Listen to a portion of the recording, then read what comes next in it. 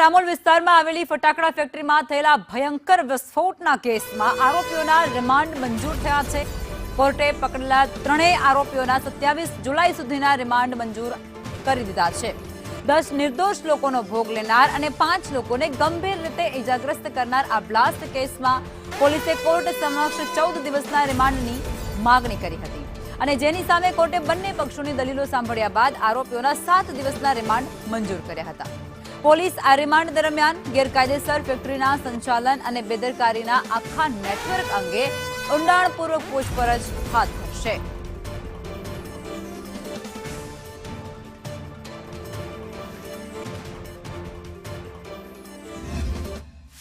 આરોપીઓના દિન 14ના તપાસ કરતા અધિકારી દ્વારા રિમાન્ડ માંગવામાં આવેલા છે। રિમાન્ડના કામે મહત્વના કારણો એવા હતા કે આરોપીઓએ આ ફટાકડા ફેક્ટરી પરવાના વગર લાયસન્સ વગર ચાલુ કરેલી હતી અને એની અંદર માણસો કામે રાખેલા હતા, જેમાંથી 10 માણસોનું મૃત્યુ થયેલું છે અને 5 માણસો ગંભીર રીતે ઈજા પામેલા છે, જે સારવાર હેઠળ છે।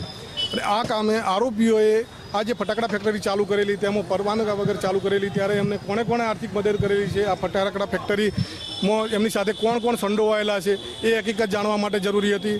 તેમજ આ કામના આરોપીઓએ આવી ફેક્ટરી બીજી કોઈ જગ્યાએ ચાલુ છે કે કેમ, એ સ્ફોટક પદાર્થ જે ફટાકડા બનાવવા માટેનો હતો એ સ્ફોટક પદાર્થ કોની પાસેથી લાવતા હતા, એમને કોણે આ સ્ફોટક પદાર્થ આપેલો, તેમજ આ સ્ફોટક પદાર્થ આ ફટાકડા ફેક્ટરી સિવાય અન્ય કોઈ જગ્યાએ જથ્થો સંતાડેલો છે કે કેમ, રાખેલો છુપાવી રાખેલો છે કેમ, એ હકીકત જાણવી પણ જરૂરી હતી।